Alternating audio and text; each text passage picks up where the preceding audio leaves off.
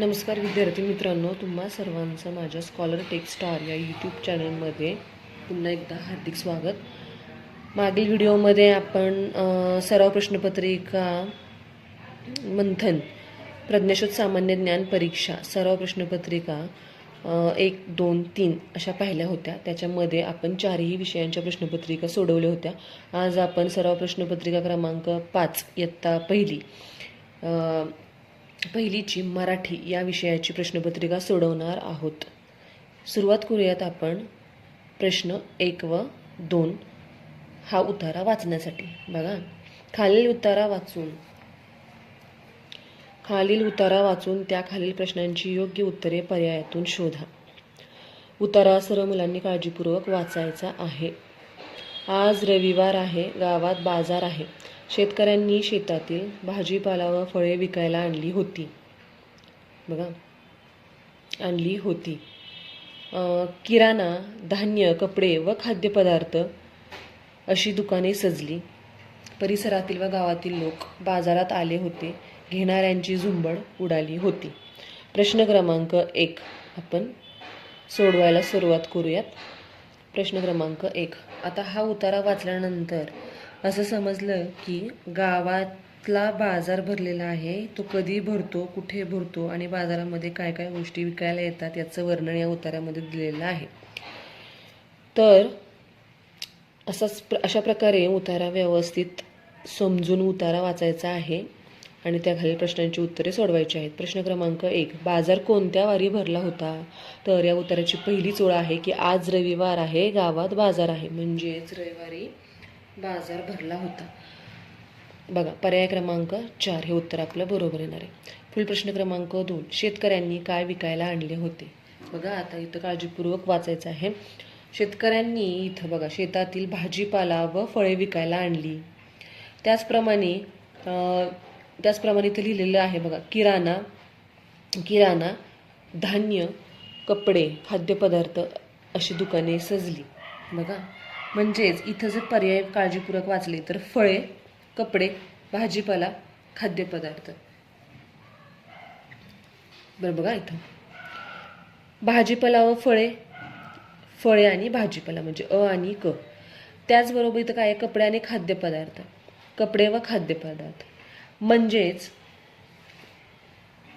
त्यांनी विकायला काय आणलं होतं? तर त्यांनी फक्त भाजीपाला व फळे विकायला आणली होती. बघा, भाजीपाला व फळे म्हणजे अ व क, फक्त अ आणि क हे उत्तर आपलं बरोबर येणार आहे. सर्व मुलांना उतारा वाचल्यानंतर समजेलच की इथं बघा भाजीपाला व फळे विकायला आणले आहेत आणि किराणा व धान्य, कपडे व खाद्यपदार्थ यांनी दुकाने सजली आहेत. आपल्याला प्रश्न काय विचारला आहे, काय विकायला आणले आहे? तिथं भाजीपाला व फळे विकायला आणली होती. म्हणजेच पर्याय क्रमांक 3 हे उत्तर आपलं बरोबर येणार आहे. पुढील प्रश्न क्रमांक 3 व 4. खालील कविता वाचून त्याखालील प्रश्नांची योग्य उत्तरे पर्यायातून शोधा. कविता वाचायची आहे. परातभर पोहे, कसला हा पसारा, शेंगदाणे खोबरे, चिवड्याचा नखरा, कशासाठी घरात तयारी सारी, सण आनंदाचा दिवाळी करायची साजरी. दिवाळीचं वर्णन इथं केलेलं आहे. दिवाळीमध्ये आपण वेगवेगळे पदार्थ, फराळाचे पदार्थ करतो याचं वर्णन इथं दिलेलं आहे. प्रश्न वाचूयात. परातीमध्ये काय आहे? तर बघा, परातभर पोहे, परातभर म्हणजे परात भरून पोहे, म्हणजेच परातीमध्ये काय आहेत? पोहे आहेत. बघा, पर्याय क्रमांक 1 हे उत्तर आपलं बरोबर आहे. कोणत्या सणाची तयारी चालू आहे? तर लगेच समजतं, या पदार्थांवरूनच आपल्याला फराळाच्या पदार्थावरूनच समजतं की कोणत्या सणाची तयारी चालू आहे. ते गुढीपाडवा, होळी, संक्रांत, दिवाळी, म्हणजेच दिवाळीला हे पदार्थ आपण करतो. पर्याय क्रमांक 4 दिवाळी. प्रश्न क्रमांक 5. भुंकणे हा आवाज खालीलपैकी कोणत्या प्राण्याचा आहे? आवाज म्हणजे इथं प्राण्यांचे आवाज हा सिलॅबस आपल्याला मंथनच्या पुस्तकामध्ये आहे. ते सर्व मुलांनी प्राण्यांचे, पक्ष्यांचे आवाज पाठ करायचे आहेत. सर्व मुलांचे पाठांतर चांगलं व्हायला पाहिजे, तरच असे प्रश्न सोडवता येतील. बघा, आता भुंकणे, कुत्रा भुंकतो, म्हणजे पर्याय क्रमांक 1 हे उत्तर बरोबर आहे. सिंहाची असते डरकाळी, गाढव काय करतो? गाढव ओरडतं. आणि हा घोड्याचं खिंकाळणे. मग कुत्र्याचं भुंकणं म्हणजे पर्याय क्रमांक 1 हे उत्तर आपलं बरोबर येणार आहे. प्रश्न क्रमांक 6. खालील पर्यायातून अशुद्ध शब्दाचा पर्याय शोधा. अशुद्ध म्हणजे काना, मात्रा, उकार, वेलांटी चुकीचा असलेला शब्द. म्हणजेच बघा आता इथं कणीस, झुरळ, लाकूड, समई. आता झुरळ हा शब्द बरोबर आहे, झला पहिला उकारच असतो. लाकूड हा देखील शब्द बरोबर आहे, कला दुसरा उकार असतो. समईमध्ये ई हा दीर्घ ई असतो. म्हणजे पर्याय क्रमांक 4 हे देखील उत्तर आपलं म्हणजे हा शब्द बरोबर आहे. आपल्याला अशुद्ध शब्द शोधायचा आहे तर कणीस. कणीस नसतं तर ते कणीस असतं, णण बाणाचा असतो इथं.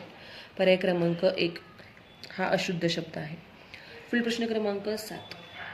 कमी या शब्दाचा विरुद्धार्थी शब्द कोणता? कमी. आता विरुद्धार्थी शब्द, दिलेल्या शब्दाचा विरुद्धार्थाचा शब्द म्हणजे विरुद्धार्थी शब्द. त्याच्याबरोबर विरुद्ध असतो. म्हणजे कमी म्हणजे कमीचा विरुद्ध जास्त. पर्याय क्रमांक 3 हे उत्तर आपलं बरोबर. पुढील प्रश्न क्रमांक खालील पर्यायातून नपुसकलिंग शब्दाचा पर्याय शोधा. पर्यायाला आपण आता नपुसकलिंग शोधायला लावले म्हणजे ते, जिथं कुठं ते येईल बघा. आता ते पान, आपण ती पान तो पान म्हणत नाही, ते पान. आता इथं तो खेकडा पुल्लिंग आहे, ती तो मासा पुल्लिंग आहे, ती सायकल स्त्रीलिंग आहे. पुल्लिंग पुल्लिंग आणि हे काय आहे स्त्रीलिंग. आपल्याला नपुसकलिंग शोधायचे म्हणजेच ते पान, फक्त हे उत्तर आपलं बरोबर येणार आहे. पुढील प्रश्न क्रमांक 9. खालील प्रश्नात रिकाम्या जागी योग्य पर्याय शोधा. बघा आता रिकाम्या जागी म्हणजेच इथं जो प्रश्नचिन्हाच्या जागी योग्य पर्याय शोधायचा आहे आपल्याला. जसे धान्याची रास तशी चोरांची काय. समूहदर्शक शब्दांवर आधारित हा प्रश्न आहे. समूहदर्शक शब्द सर्व मुलांचे पाठ पाहिजेत. धान्यांची रास तशी चोरांची टोळी असते. पर्याय क्रमांक 3 हे उत्तर बरोबर आहे. मुख्य ऋतू किती आहेत? मुख्य ऋतू बघा, मुख्य ऋतू आपले 3 आहेत. पर्याय क्रमांक 4 उन्हाळा, पावसाळा आणि हिवाळा. खालील शब्दगटातील एकवचनी शब्द शोधा. एकवचन अनेकवचन पाठांतर करायचं आहे. बघा आता एकवचनी शब्द. एक मोटार, अनेक मोटारी. एक पान, अनेक पाने. एक आरसा, अनेक आरसे. एक घर, अनेक घरे. मग एकवचनी शब्द काय येणार बघा. पाने, आरसे, घरे हे तीनही कशा आहेत? एकवचनी शब्द आहेत.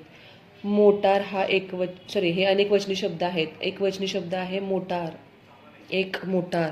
पर्याय क्रमांक 1 हे उत्तर बरोबर आहे. खालीलपैकी शिंगरू कोणाचे? पिल्लू दर्शक शब्दावर आधारित हा प्रश्न आहे. मांजराचं पिल्लू असतं, हरणाचं शावक आणि पाडच असतं, घोड्याचं शिंगरू असतं आणि गाईचं वासरू असतं. मग पर्याय क्रमांक 3 घोड्याचं शिंगरू असतं. पुढील प्रश्न क्रमांक 13.